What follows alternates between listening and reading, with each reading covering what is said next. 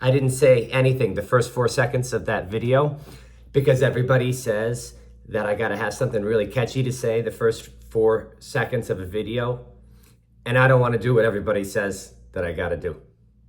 I'm in Lawrenceburg, Indiana, as it's been called since 1802.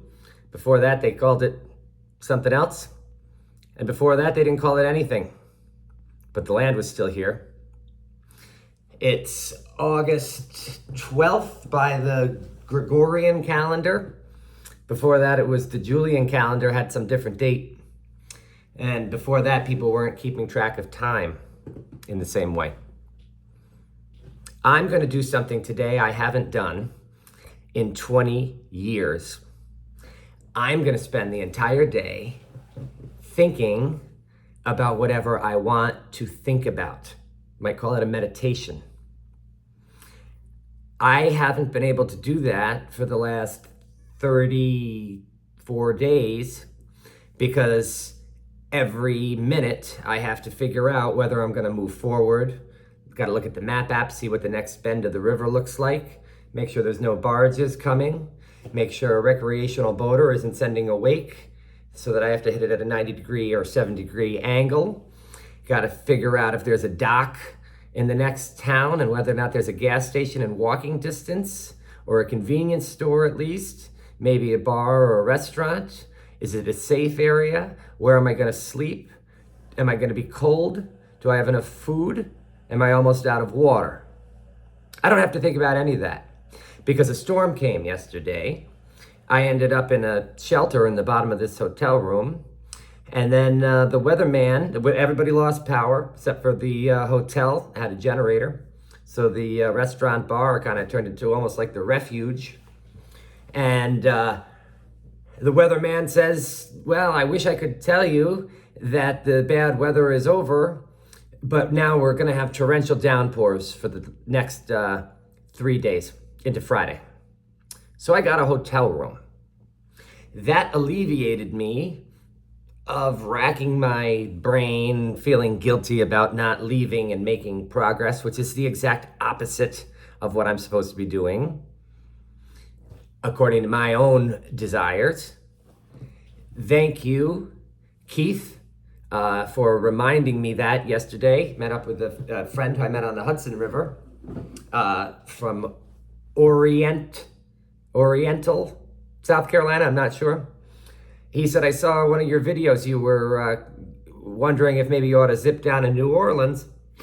Can't help but feel that that's the wrong decision and almost against everything that you've been talking about for the last 2 years on the virtue of going slow and seeing things. Now I'm in this hotel room and I don't have to think about anything that's been taking up my mind because we have limited capacity. You could see the video I made last year about mental capacity and how it gets filled up and you gotta sort of get rid of some stuff in there if you want to put more in.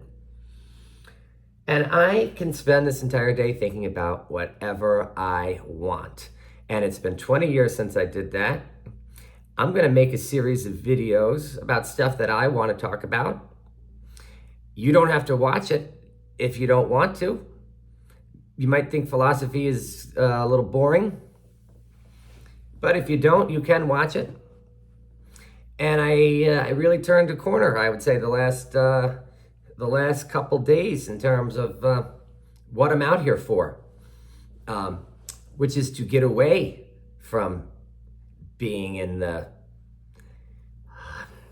lack of a better term, rat race, but this world that we live in where our attention is constantly being taken up by billboards and commercials and ads and, oh, click this, click this, click this. It takes a while to get away from that, and it's apparently taken me 1 month and 4 days to get back into this zone where I have control over what I think about. And I can't wait. It's going to be great. Today's going to be a great day. The boat's out there. I can look out the window and I can see it getting rained on. Nothing I can do about it. I know that the next book The theme is going to be waves. I can unpack that for 200 pages, starting with physical waves, moving into figurative waves that we go through, mood waves, and everything is actually physically constructed of waves, radio waves, electromagnetic waves, waves of force. That's terrific. So you might not like the next 4 videos because it's not going to be about physical adventures. It's going to be about psychological adventures and mood adventures that we all go through. I was a little afraid that my next book was going to have a lot of the same content as my previous book, but my previous book is about my 20s. Now I've doubled my age, and the things that matter to me are different. You know, the first book, it really kind of forces upon you this idea that you should be constantly doing something, whether or not circumstances are helping you to move forward. Now, in the wisdom of 42, I'm realizing that sometimes you can ride a wave forward. Sometimes the water's still and you can put some energy into it and make progress. But sometimes the waves are against you and you ought to not go out at all because you're liable to just go backwards, and then you got to make up the ground that you lost. So that's enough for this video. I'll try and keep them relatively short and sweet. Maybe not. I think the next video is going to be about the value of meandering conversation based on a telephone call I had from my old friend Kelly yesterday.